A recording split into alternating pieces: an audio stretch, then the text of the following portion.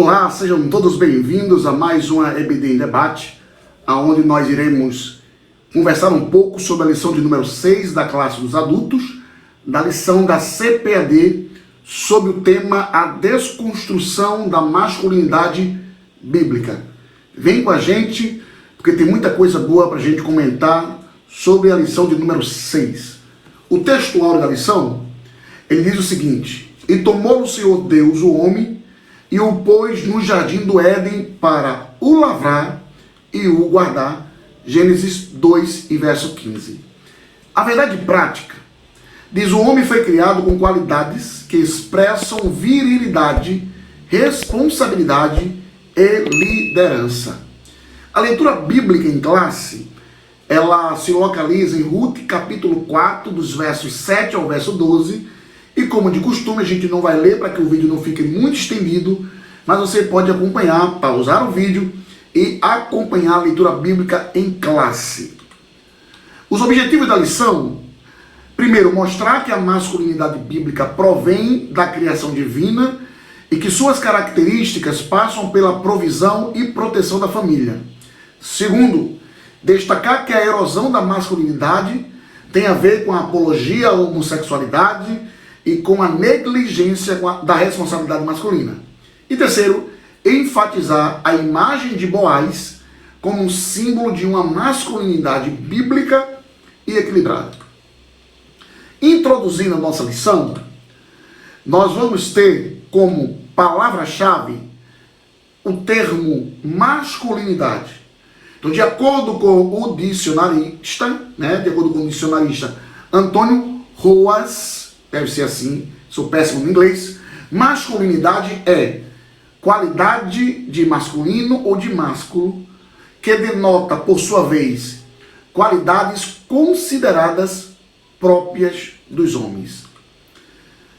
E para a gente adentrar já nesse universo da lição de número 6, é importante a gente destacar como premissa e introdução que o conceito progressista de rupturas dos padrões bíblicos atua na desconstrução da masculinidade. Então esse sistema progressista visa desconstruir a imagem do homem, da masculinidade. Assim, os marcos judaicos cristãos do papel do homem são questionados. Nesse contexto, a masculinidade é relativizada e o modelo bíblico de homem é desconstruído. Nessa lição, apresentaremos o mandato divino para o homem, as ofensivas de desmasculinização e o exemplo de masculinidade bíblica que Deus requer do homem cristão. E aí fica uma pergunta, já que estamos falando dentro desse contexto de desconstrução da masculinidade, que essa pauta, essa ideologia progressista visa desconstruir, fica alguns questionamentos, algumas questões em abertas, como por exemplo, o que é a heteronormatividade? Então eu gostaria que você refletisse um pouco e deixasse seus comentários sobre esse termo heteronormatividade, muito utilizado ultimamente, né? Então a heteronormatividade é a ideia de que apenas relacionamentos heterossexuais, ou seja, sexo entre pessoas de sexos opostos, são considerados normais. Já a questão da homossexualidade é caracterizada pela relação sexual e afetiva entre pessoas do mesmo sexo, ou seja, um homem por outro homem ou uma mulher por outra mulher. A gente aqui meio que borrou aqui o rosto dessas pessoas que estão aí na imagem.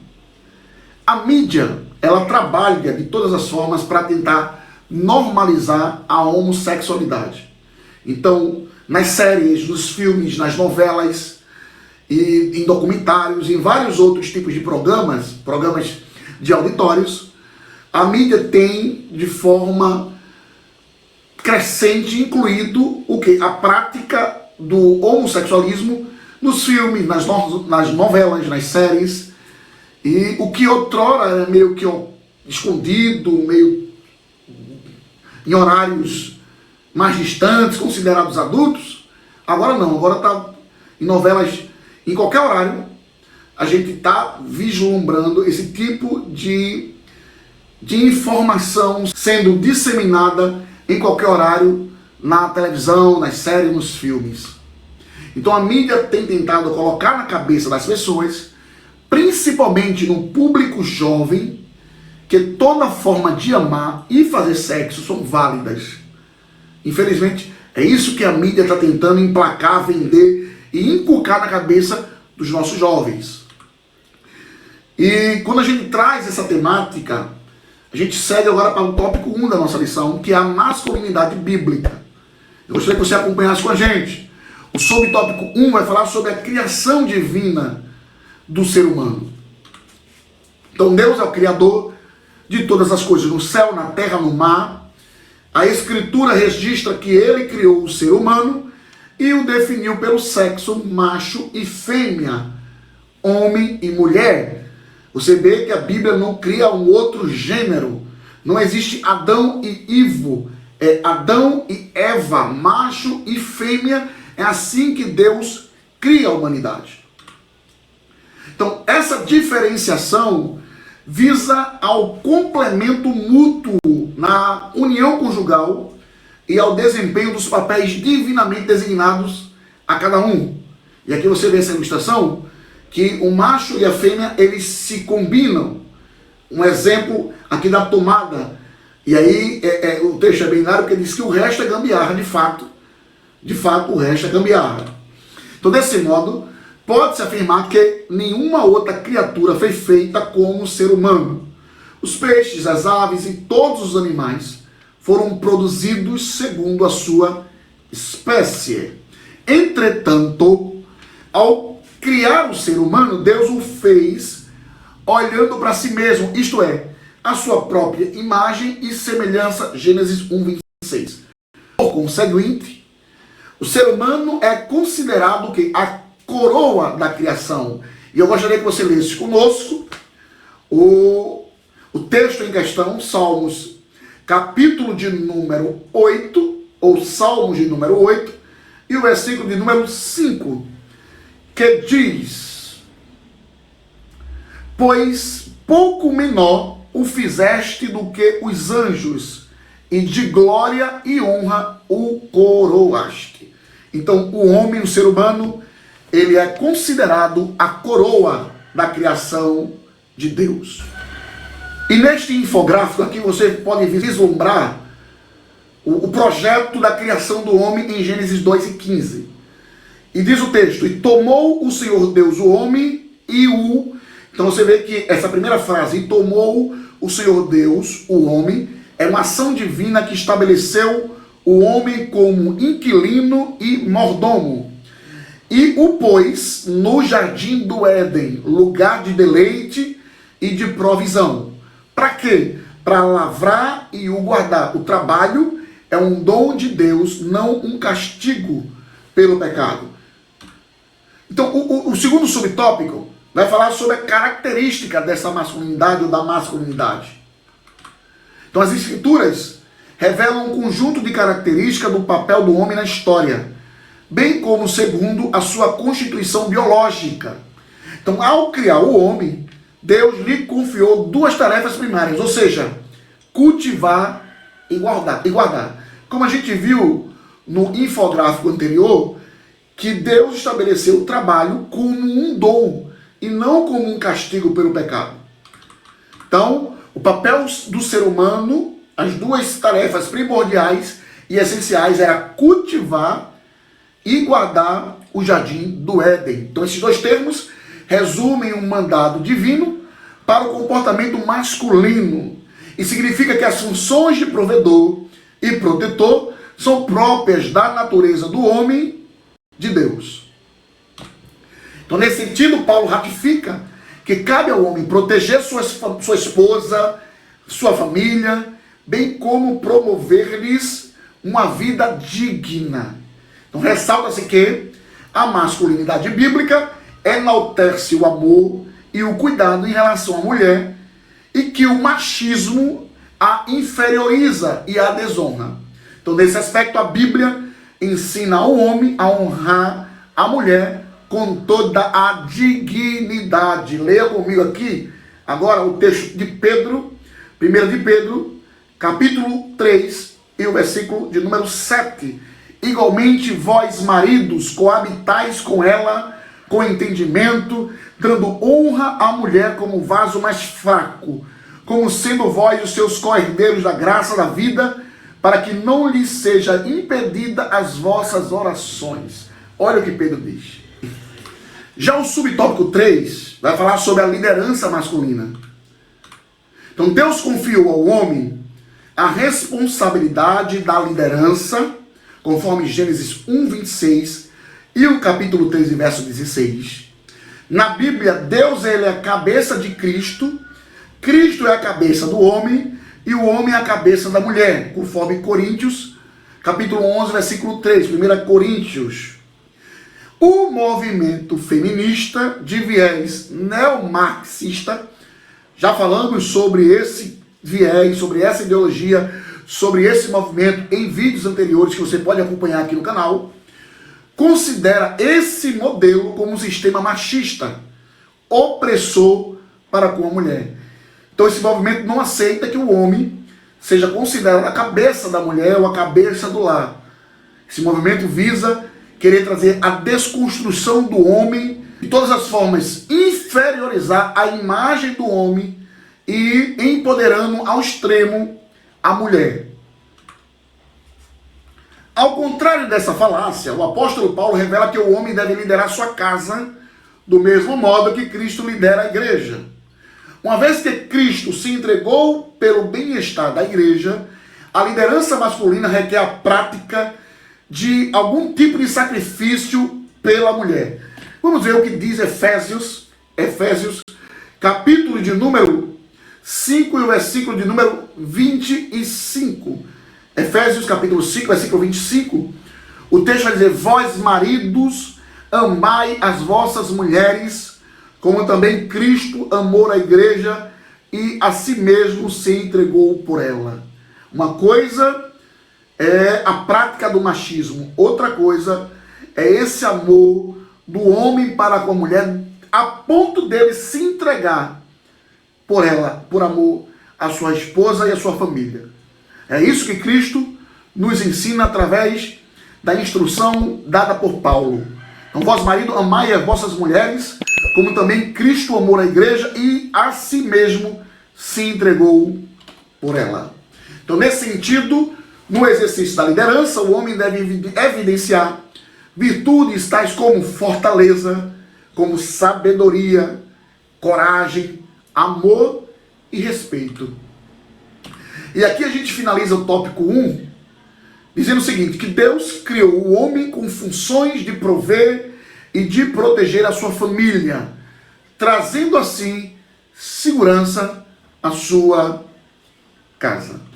O segundo tópico da nossa lição vai falar sobre a erosão da masculinidade. E o primeiro subtópico vai falar sobre a apologia à homossexualidade. Vem com a gente. Em tempos pós-modernos, a ideologia de gênero faz contínuas investidas de legitimação da homossexualidade. Esse conceito ignora as características físicas e biológicas, alegando que o ser humano nasce sexualmente neutro. Então a ideologia de gênero vem para trazer esse tipo de ideologia de entendimento, dizendo que o ser humano nem nasce mulher, nem nasce homem. Ele tem o sexo neutro. É tão tal que até na própria linguagem, como a gente vê aqui um exemplo, já estão trazendo esse elemento neutro na linguagem, aonde alguns já estão falando todos, todas e todas. Então você vê que até na linguagem já estão atribuindo a ideologia de gênero. Então essa concepção invalida a criação divina da raça humana, ou seja, Deus criou macho e fêmea, homem e mulher. Então o que passa disso é deturpar a criação divina. Então quando se vem com a ideologia que existe um ser humano que não nasce nem homem nem mulher e sim é neutro, esse tipo de concepção, esse tipo de ideia, esse tipo de teoria visa inviabilizar a criação divina, ou seja, a criação da raça humana como um ser binário masculino e feminino. Esse tipo de ideologia ensina que a identidade de gênero e a orientação sexual, ela independe da anatomia do corpo. Então, essa apologia não aceita que os órgãos do sistema reprodutor humano sirva de parâmetro para a sexualidade. Como consequência, a sexualidade antinatural é incentivada. Já já nós iremos ler Romanos 1, 26 e 27. Então aqui a gente tem uma imagem que vai falar sobre gênero, sobre sexualidade e sobre o órgão sexual, a forma como o homem é composto. Então, Romanos 1, 26 vai falar que até as mulheres trocaram as suas relações sexuais naturais por outras contrárias à natureza. Então, no Brasil, são quase 3 milhões de pessoas de 18 ou mais que já se declaram lésbicas, gays ou bissexuais. Aqui a gente puxa da fonte da Pesquisa Nacional de Saúde, a PNS, 2022. Então, no Brasil, já são quase 3 milhões de pessoas de 18 ou mais que se declaram gays, lésbicas ou bissexuais, de acordo com a PNS. E Romanos 1, 27, os homens também abandonaram as relações naturais com as mulheres e se inflamaram de paixões uns pelos outros. Então cresce no Brasil o número de igrejas evangélicas inclusivas, ou seja, que aceitam a prática do homossexualismo. Então esse número está crescente dessas igrejas evangélicas de cunho inclusivo que aceitam de fato a prática homossexual.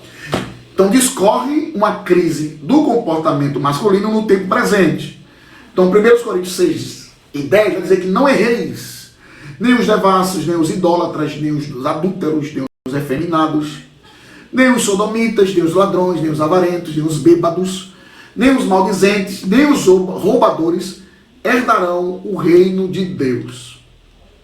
E aqui a gente traz um subtópico extra que vai tratar de alguns termos usados pela ideologia progressista, por esse movimento progressista, né, para ressignificar a masculinidade. São termos que talvez você já conheça, que você já tenha ouvido, e que eu acho importante a gente trazer para trazer como subsídio para a aula em classe no próximo domingo. Então há uma infinidade de outros termos que os progressistas usam aos quatro ventos como mantra para ressignificar a masculinidade, dentre os quais a gente acaba destacando para vocês. Eu creio que você já ouviu muito falar sobre isso. O patriarcado, né? O patriarcado. Então, essa palavra traz uma herança social da sociedade romana, na qual o marido tinha poder até sobre a vida da esposa e dos filhos. Então, segundo seus teóricos, é um reflexo da cultura judaico-cristã, que tinha no pai o esteio da família. Então você vê muito isso em comentários, podcasts, em tantas entrevistas, quando as pessoas querem se utilizar da questão, quando você mostra o pai, o chefe da família, como patriarcado.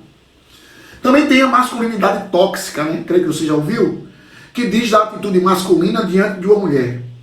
Combate o estereótipo de que o homem precisa ser sempre forte, viril, nunca chorar, manter sempre o controle e ser o gênero diante da relação. Também tem outro termo muito comum, é o empoderamento feminino, que é o ato de atribuir poder à mulher, sobretudo diminuindo o poder do homem, e busca ressignificar o papel da mulher na sociedade, dando-lhe um espaço que historicamente foi ocupado ou negado pelo homem. E entre as palavras também muito comum utilizada nessa era progressista, né, pós-moderna, para ressignificar a masculinidade, também tem a expressão lugar de fala.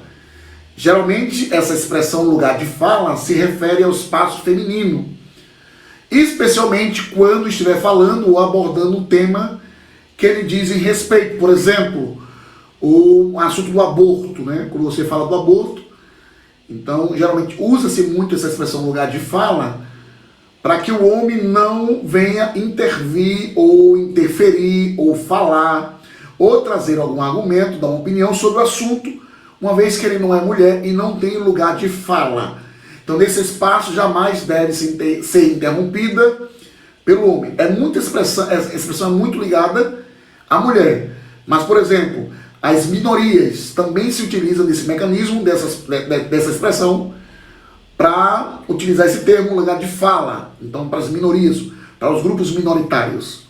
E também tem uma outra expressão, também é o mansplaining, que descreve o comportamento em que um homem explica algo de maneira simplista para uma mulher, geralmente um tópico que ela domina e tem experiência. Tal explicação é desnecessária e só seria feita para demonstrar superioridade masculina. Eu vi um caso recente de uma atriz global em que numa conversa em um programa de auditório, um homem foi dar uma opinião sobre o assunto, foi falar sobre o assunto, e ela utilizou esse mecanismo para demonstrar superioridade com o homem que assim abordou tal argumento. Então ela evocou o mansplaining para dizer que era desnecessário o comentário dele, uma vez que ele já dominava o assunto. E também houve nesse mesmo episódio a evocação do termo interrupt, que se refere ao comportamento de interromper uma mulher durante uma conversa ou apresentação. Então, geralmente em um ambiente profissional, tentando desmerecê-la, mas o caso em questão que eu trouxe para vocês, não houve esse intuito de desmerecer essa atriz para que ela invocasse o interrupt. Então não houve esse intuito de desmerecer, ele apenas abordou, tentou trazer um argumento e ela não gostou e gerou todo um desconforto. Eu tenho aqui um convidado, ele falou, ele acha que é muito fácil no papel, né, Wallace? Você acha que no papel funciona, fica bonito, mas que no dia a dia é confuso. Exatamente. O que acontece é o seguinte, na teoria elas falam, nossa, temos que respeitar, tem que ser isso, tem que ser aquilo, mas na prática começam as agressões, né? Isso, por exemplo, foi numa rede social. Um cara falou assim, poxa, eu sou trabalhador, carrego um monte de cimento, eu sou muito mais forte que as mulheres, né? A opinião dele, e ainda acrescentou assim, elas deveriam me valorizar. E caraca, parece que ele mexeu numa colmeia, veio um bando de mulheres para falar assim, você mexeu com todas, quero ver se você é macho o suficiente. Ele automaticamente excluiu a rede social. Acho que aí, assim, você tem que encarar que em qualquer situação existem excessos, talvez, né? Como é seu nome? Wallace. Wallace, o que você está fazendo é mansplaining, que é o homem explicar o feminismo para a mulher. Não é necessário, a gente sabe muito bem o que é feminismo e a gente entende o seu ponto de vista. Só que é desnecessário. Em nenhum momento. Assim, em nenhum momento eu tô tentando explicar o feminismo. Agora você tá interrupting, que é quando você tenta interromper uma mulher explicando o feminismo pra vocês. Não é. Wallace, entenda. Não é o seu lugar de fala. Você pode ouvir, complementar e nos respeitar. Você não tem que ensinar pra gente. A gente mas sabe em nenhum momento eu tô ensinando. Em nenhum momento eu tô ensinando. Tá sim, aqui, ó. Também a só tô professora passando alguns exemplos, entendeu? Então, são palavras, são termos que estão muito comuns nessa era pós-moderna, dentro das pautas progressistas que visam ressignificar a masculinidade. E aí a gente segue para o subtópico 2, que vai falar sobre a responsabilidade negligenciada. Vem com a gente. Em virtude da relativização da masculinidade, o modelo bíblico vem sendo abandonado. A identidade masculina, que deveria estar associada à virilidade, a capacidade de prover e proteger a família, é substituída por indivíduos de duplo ânimo, vacilante e inconsequente. Tiago 1:8. Então, uma parcela é incapaz de sustentar na sua própria casa, não pelo desemprego, mas pela aversão ao trabalho. Então, a gente vê que esse modelo de masculinidade, de homem, né, aquilo que você tinha a ideia, ou geralmente, quando a gente fala de uma identidade masculina mais associada à virilidade, sabe, a força, a capacidade de prover, de proteger a família, você vê que está sendo meio que substituído. A mídia também tem uma grande parcela de contribuição nisso, de maneira que ela visa propagar de fato essa desconstrução da masculinidade. Você tem visto aí cantores, artistas que acaba se travestindo de uma maneira não convencional, né? E você vê que essa imagem mais viril da identidade masculina está sendo meio que deturpada, justamente nessa era que estamos vivenciando. E isso tem sido um perigo muito grande, e não somente isso, como também uma grande parcela, né, que também está sendo incapaz de sustentar sua casa, não é pelo simples fato de ser desempregado, mas porque também esse tipo de homem que está sendo criado nessa sociedade odierna está criando homens aversos ao trabalho, preguiçosos, que não querem ter compromisso com nada. Então os efeitos desse comportamento resultam em inúmeros casos de desajustes familiares e de divórcios. Então esse tipo de comportamento, esse tipo de situação tem feito com que casais se divorciem e que tenham problemas familiares devido a esse tipo de homem que a sociedade está criando através das pautas progressistas. E o subtópico 3 vai falar sobre essa crise de liderança. Ora, Cristo é o cabeça da igreja, cabeça do homem, e o homem é a cabeça da família, da mulher. Então essa crise de liderança, essa crise de masculinidade, tem gerado homens incapazes de exercer liderança. Então uma sociedade sem líderes eficazes transforma-se em anarquia. E a gente vê isso no período do profeta Ezequiel. Jerusalém estava imersa na corrupção, na fraude, nas mentiras, na opressão, na extorsão, imoralidade, injustiça e violência. Então Ezequiel 22, do verso 2 ao verso 13, vai mostrar esse panorama de Jerusalém na época de Ezequiel. Então Deus revelou ao profeta que uma das causas do juízo iminente era a crise de liderança e que procurava alguém para reverter a situação. Então nesse caso, Deus ainda procura esse tipo de homem na atualidade, tá?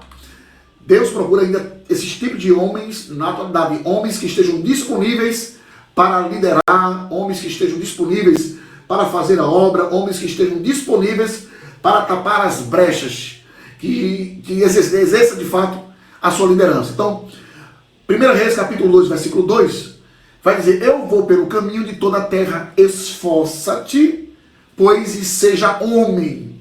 E Ezequiel 22 e 30, e busquei dentre eles um homem que estivesse tapando o muro e estivesse na brecha perante mim por essa terra, para que eu não a destruísse, porém a ninguém achei. E sintetizando o tópico 2, a erosão da masculinidade é representada pela apologia à homossexualidade, à negligência das responsabilidades masculinas e à crise de liderança. Então assim a gente finaliza o tópico 2 da nossa lição. E assim nós chegamos no tópico 3, o último tópico da nossa lição, que vai falar sobre Boaz, né? Um exemplo, um símbolo bíblico de masculinidade, um homem reto, um homem justo, que sabe de fato se portar, ou que soube de fato se portar na sua época, e é um exemplo para todos nós. Então o subtópico 1 vai falar sobre esse modelo de generosidade. Boaz é considerado um modelo de generosidade. Então Boaz é um grande símbolo da masculinidade bíblica. Ele era um parente próximo, né, de Elimeleque, o falecido esposo de Noemi. Noemi perdera seu marido, seus filhos, e ficara apenas com a moabita Ruth, uma de suas noras, também viúva e sem filhos, como a gente bem conhece a história de Ruth. Então, para sobreviver, Ruth foi trabalhar no campo de Boaz. E ao saber que Ruth deixara a sua terra para apoiar a sogra, Boaz, ele tratou Ruth com generosidade. Ruth 2, 11 e 12.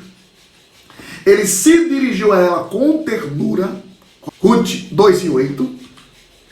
ele protegeu para que ela não fosse molestada, Ruth 2:9. Ele a alimentou, Ruth 2:14. E ordenou que fosse favorecida na colheita, Ruth 2:15-16. Porém, pela lei, uma viúva sem filho só poderia ser resgatada pelo casamento com um outro parente mais próximo do falecido. Assim, apesar da compaixão de Boaz, Noemi e Ruth ainda estavam em apuros. Porque mesmo Boaz sendo generoso, elas ainda estavam em apuros se ele de fato não pudesse resgatá-la, como a gente sabe muito bem da história. Mas você vê que a pessoa de Boaz, ele agiu com generosidade. A pessoa de Ruth, mesmo não a conhecendo profundamente, mas só tendo ciência que ela era parente, era próxima, era nora de Noemi, né? Então ele a trata com generosidade, se dirigiu com ela, a ela com ternura, protegeu para não ser molestada, alimentou e ordenou que ela fosse favorecida na colheita. Já o subtópico 2 vai falar desse modelo de responsabilidade. Boaz também, ele foi considerado um modelo de responsabilidade. Então, ao prometer resgatar Ruth e a herança de Elimeleque, Boaz estava ciente que o direito era de um parente mais próximo que ele. Ele sabia disso, mas ele vai, de fato, lutar, né? Vai lutar justamente para ter esse resgate. Ele vai agir para que ele consiga, de fato, se casar com Ruth e poder resgatar a herança, né? A herança de Elimeleque. Então, assim, movido pelo senso de responsabilidade, liderança e honra, Boaz, ele leva o caso para os anciãos.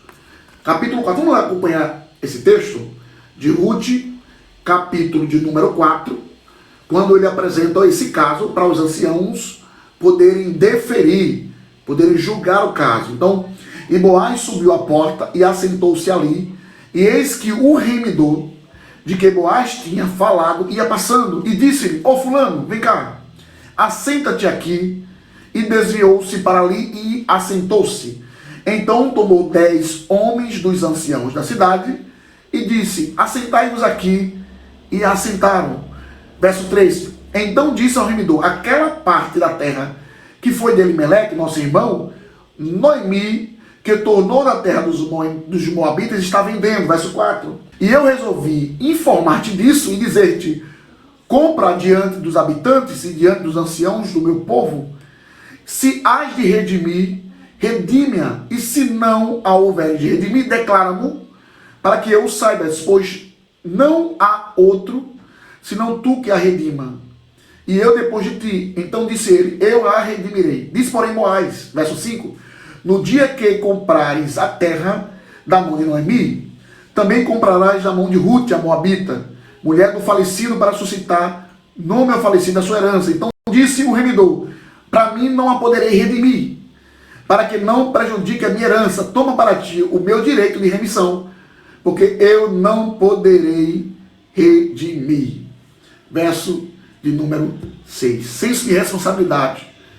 Então, a gente vê que Boaz, ele mesmo estando ciente que ele não era o remidor, mas ele vai empregar esforços para poder resgatar. Ele traz esse senso de liderança, de responsabilidade e de honra para honrar o nome de Elimeleque, a família de Elimeleque. Na audiência, explicou que as terras estavam à venda e que aquele que as comprasse deveria também casar-se com Ruth.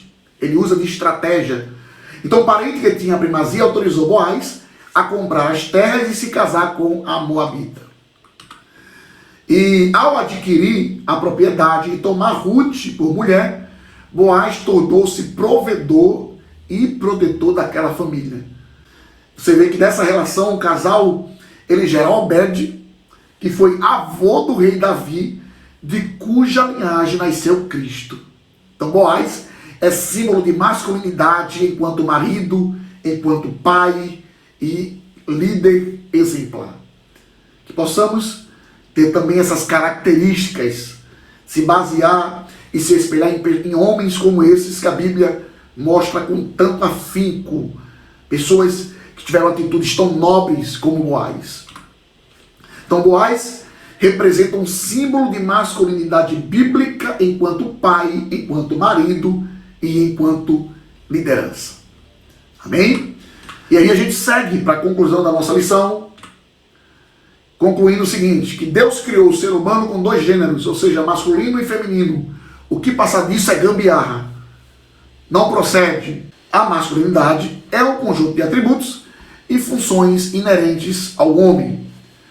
Concluímos também que a desmasculinização decorre da inversão dos papéis do homem na sexualidade, na liderança e na prática de seus deveres. Também concluímos que a masculinidade bíblica exige o quê? Exige o quê? O autocontrole, sacrifício, firmeza de caráter no encargo de suas tarefas. E por fim, a sociedade, a família e a igreja esperam por homens que honrem a sua masculinidade e exerçam o papel que Deus os vocacionou a desempenharem.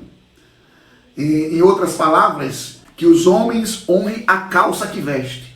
Ou seja, tanto a sociedade, quanto a família, quanto a igreja esperam por homens que honrem a sua masculinidade e exerçam o papel que Deus os vocacionou a desempenharem. Tá bom? Que Deus assim nos abençoe, que o Senhor nos ajude. E eu espero você na próxima lição, lição número 7, sobre a desconstrução da feminilidade bíblica. Tá? Curte, compartilha, se inscreve no canal, comenta. Espero que tenha gostado de mais esse subsídio. Valeu e até a próxima. Que Deus assim nos abençoe.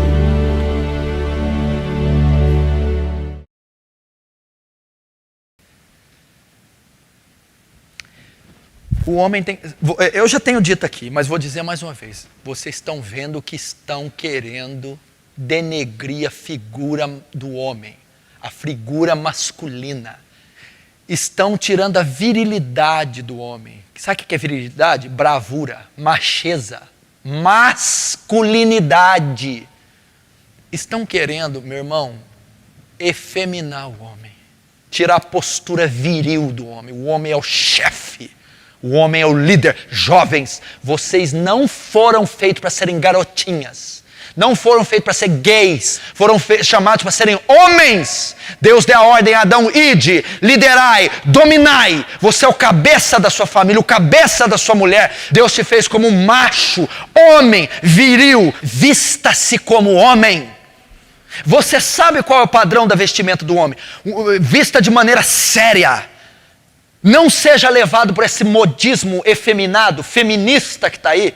Essa moda que é feita por homossexuais, ocultistas, ateus, que estão querendo depreciar a figura do homem, de desmasculinizar o homem, tirar a virilidade do homem, fazer o homem uma mocinha, um covarde, tirando a voz ativa do homem, a liderança do homem, tirando a brutalidade, o vigor, a masculinidade do homem. Essa sociedade maldita está fazendo isso. Por isso esse movimento homossexual querendo efeminar todas as nossas crianças, os nossos adolescentes. Você foi chamado para ser macho, para ser líder, para atuar com bravura, com liderança, para ter voz ativa. Se vista como um homem. Vem com a família pra EBD. Vem com a família pra EBD. Vem pra EBD.